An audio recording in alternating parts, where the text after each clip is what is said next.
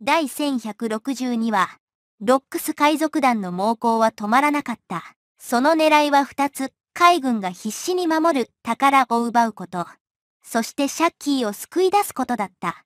海軍本部の将校たちは陣形を組み直し、命がけで防衛線を張るが、凶暴な海賊たちの勢いは衰えない。家宝がうなりを上げ、爆炎が島を覆う中、ロックスの仲間たちは次々と突撃し、海兵を蹴散らしていく。その財宝は天竜人のものだ。決して渡すな。必死の号令も虚しく、次々と倒れていく兵士たち。戦況は明らかにロックス海賊団へと傾いていった。圧倒的な力を誇るロックス海賊団を前に、海軍たちは恐怖に震えていた。まさかこの日、海軍大将や神の騎士たちが力を合わせても、海賊たちに敗北することになるとは誰も想像できなかったのだ。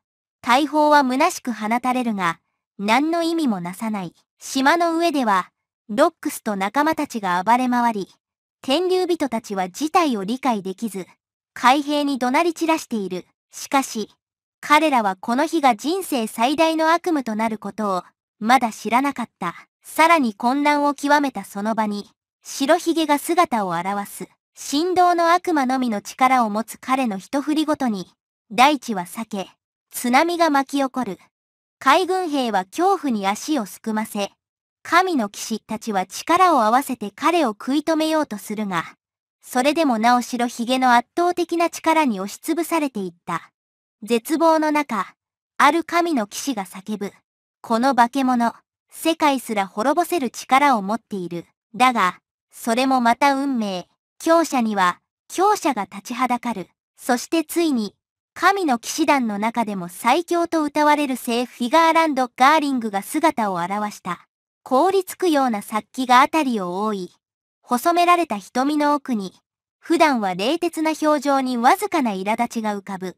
この俺が仕組んだ、遊戯を、貴様らゲスが台無しにするつもりか。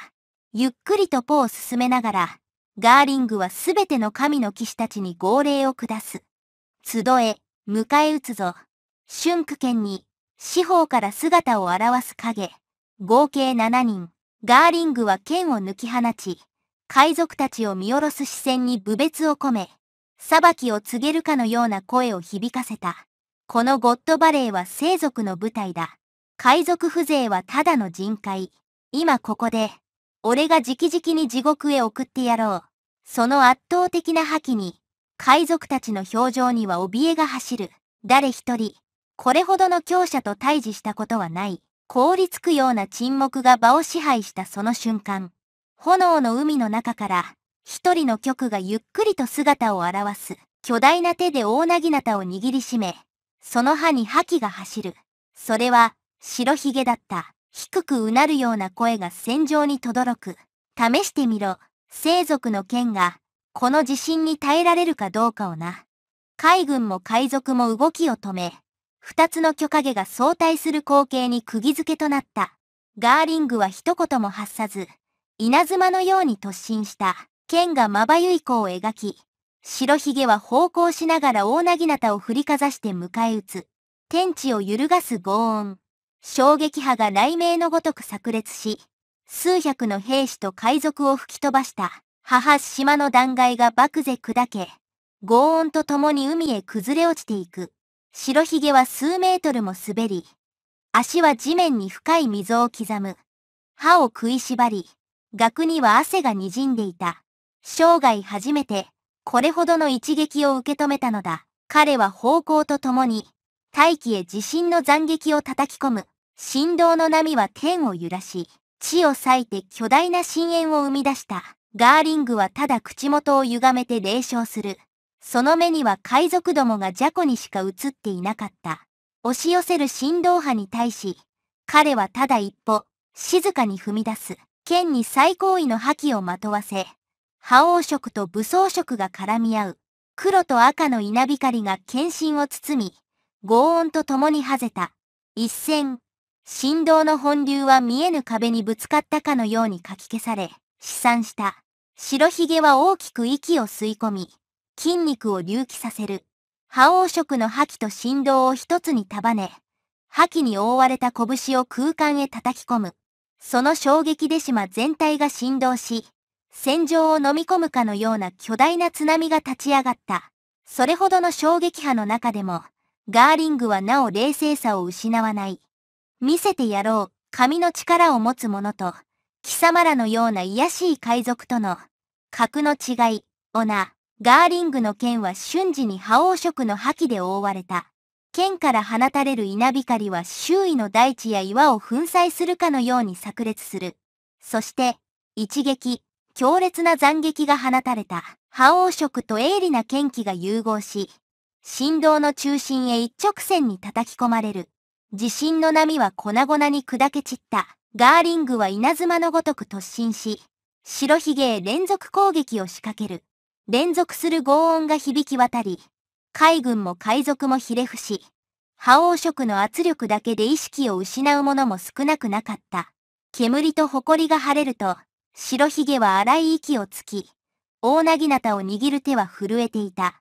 その瞬間、海賊たちは信じられない光景を目の当たりにする。白ひげはこれまで敗北を知らぬ男だった。しかし今、血が全身を流れ、胸郭に深く切り込まれた傷から血が止めどなく滴っている。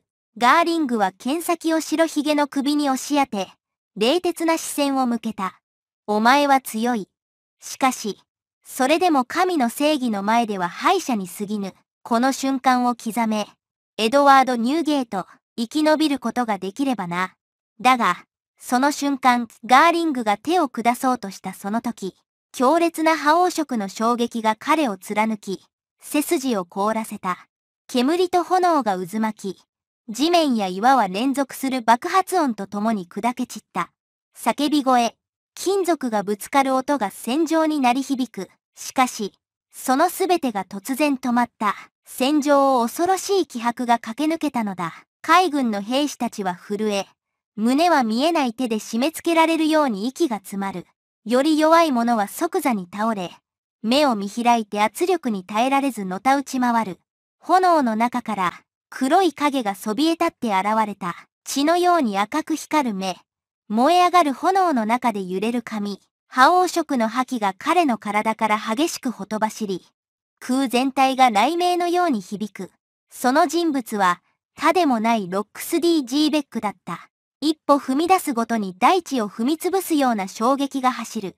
手に握る黒い剣を振るうたび、雷鳴のような轟音が響き、防御線を粉砕し、空間を引き裂き、兵力を吹き飛ばしていく海軍兵士、そして聖騎士と呼ばれる者たちも、次々と刈り取られる稲のように倒れていった。叫び声は戦場に響き渡るが、圧倒的な気迫にかき消されていた。ロックスは咆哮する。声は雷鳴のごとく響いた。ゴッドバレー、今日、お前たちの墓場となる。その目には凶暴な光が宿っていたが、その奥には絶望的な焦りも隠されていた。一瞬でも遅れれば、妻と子が危険にさらされることを彼は知っていたのだ。ロックスは剣の柄を強く握り、地獄の中の怪物のように咆哮した。戦場全体が、彼という名の悪夢に巻き込まれていく。